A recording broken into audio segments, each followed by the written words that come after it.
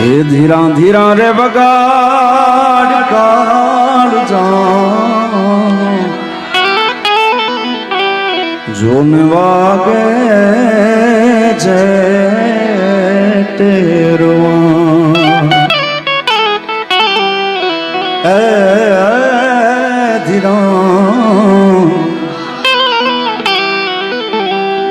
ધીરા ધીરા રે બગાડ ને કાળ જા લોક સંગીતની મજા છે યાર જોને વાગે છે ટેરવા આગળના ટેરવા કેવી કરામત કરી જાય એની આ મારા બાપુની કવિતા પુસ્તકનું નામ જ ટેરવા છે કે હસતા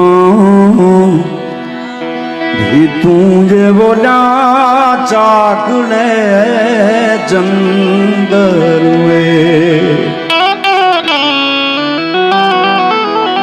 એ ટેરવાસતા હે ભી તું જે બોલા ચાકડે ચંદરવે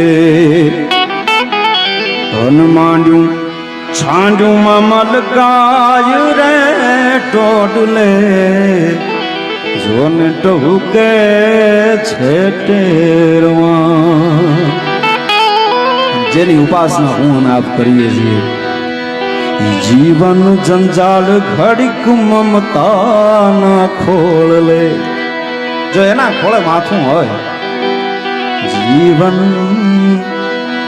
હે જંજાળ ઘડીક મમતા ના ખોળ લે બાળક બનીને ઊંઘી જાય માથડા પાડે છે ટેરવા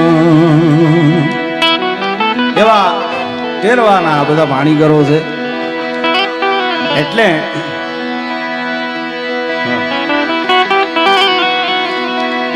ડૂકી ગયા હોજ ભલે નદીનું ના વેણ દાદ એ ડૂકી ગયા હોજ ભલે નદીનું ના વેણ દાદ ડૂકી ગયા હોજ ભલે નદીનું ના વેણ દાદ પણ અંતરના નીરવ ભરાય ભીરડા ગાળે છે ટેરવા એ ધીરા તું ધીરા રે બગાડ ને કાળ જા જોન વાગે છે ટેરવા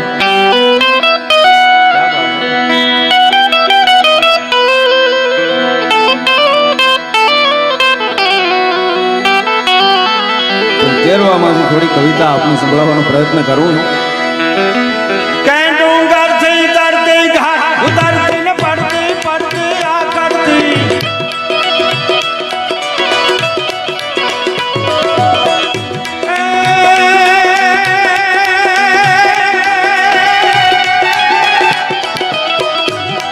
ડુંગર થી તરતી ઘાટ ઉતરતી ને પડતી પડતી આ કરતી ગાવે ઉછળતી જરા ને ડરતી હરતી ફરતી મત કરતી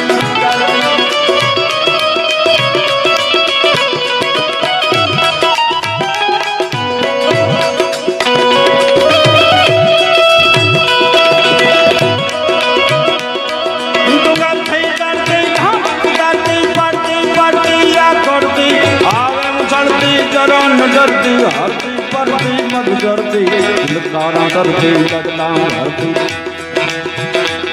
हम गाय जगती चोराली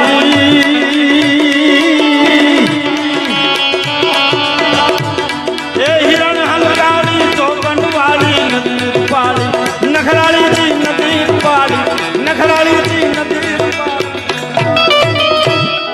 ત્યારે મને એક ફરમાઈશ કરવામાં આવી છે હું વર્ષોથી ગાઉં છું પણ આજ આપણો ડાયરો એટલે ટેરવામાંથી લસનાયન તરફ વળું લક્ષ્મણજી મહારાજ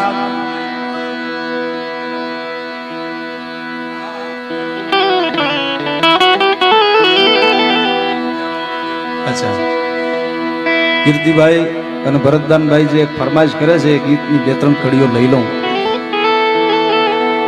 દીકરી જ્યારે બાપનું આંગણું છોડે છે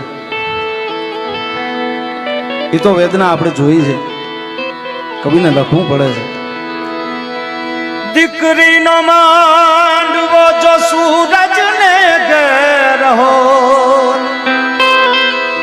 દીકરીનો માંડવો જો સૂરજને ઘેર હો,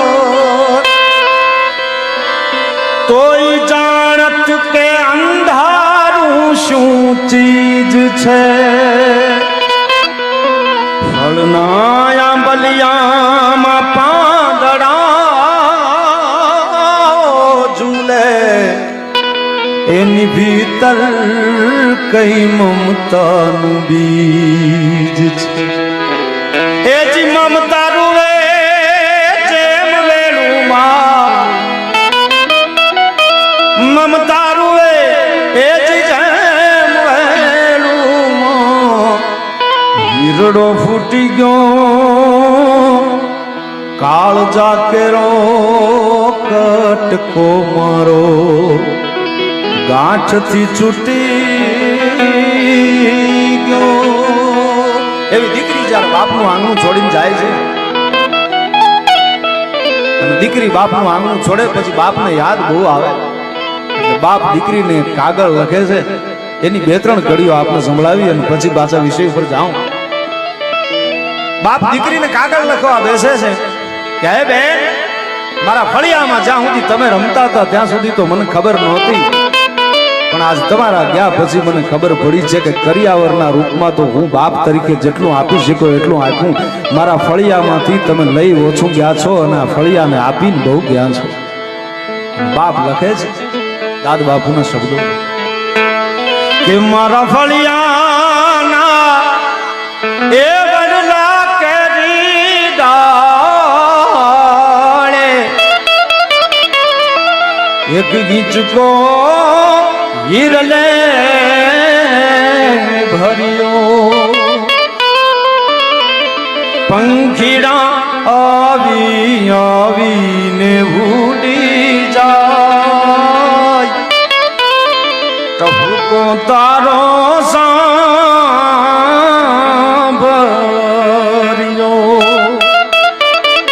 હે બેન, જે ફળિયાના વડલાની ડાળે તમે હિંચકો બાંધીને હિંચકતા હતા ને હવે પંખી આવીને બેસતા નથી, કારણ કે એને તમારા ટવકાની ટેવ પડી.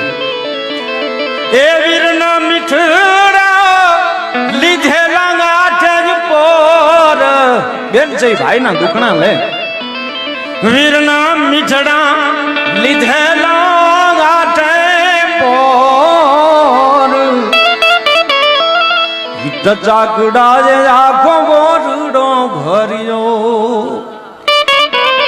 એને ઉપાડે તારો વીર, એને ઉપાડે તારો વીર, પણ કે જ નામ પડ્યો રે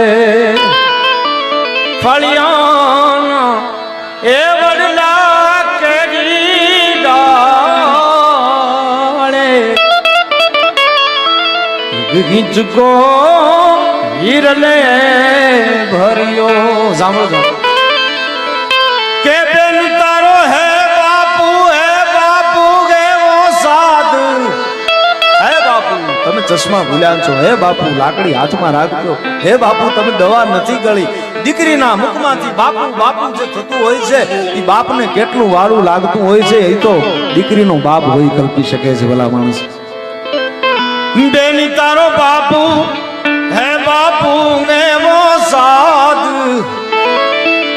ગુંજામાં ભરી રાખી રે.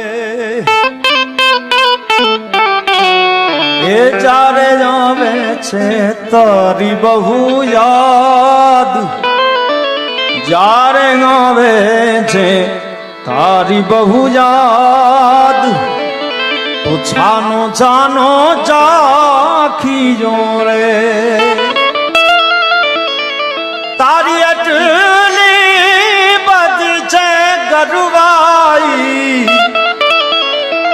કે બોલ્યો ગરવો ટૂંકો રે પડ્યો.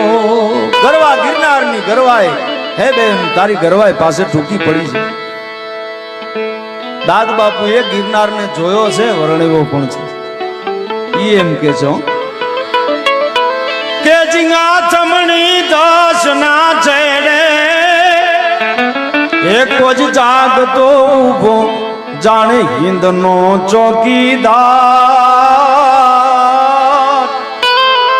એવો વાળી કમગાજ ઊભો ગિરનાર. કેવો ગિરનાર ને જોયો કે માથે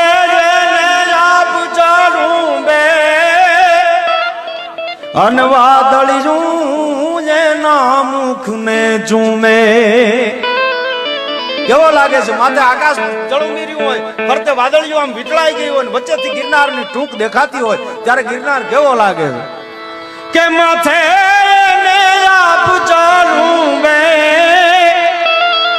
અન વાદળિયું મુખડા ઝૂમે તો બાંધી જાણે પાઘડી ઉભો કોજ ગીરનો સુબો ભોજ બંકો સરદાર એવો વાળી કમ આજ ઉભો ગિરનાર. ગિરનારને ઓળખવા વાળા ગિરનારને જાણવા વાળા એની પાસેથી આ શબ્દો મળે છે કે બેન તારી એટલી બધી છે ગરવાઈ એ ગરવો ટૂંકો રે પડ્યો એ તને સો સલામ મારા ફૂલ એ તને સો સલામ મારા ફૂલ તારી પાસે દાદ નાનો પડ્યો ફળિયાલ એ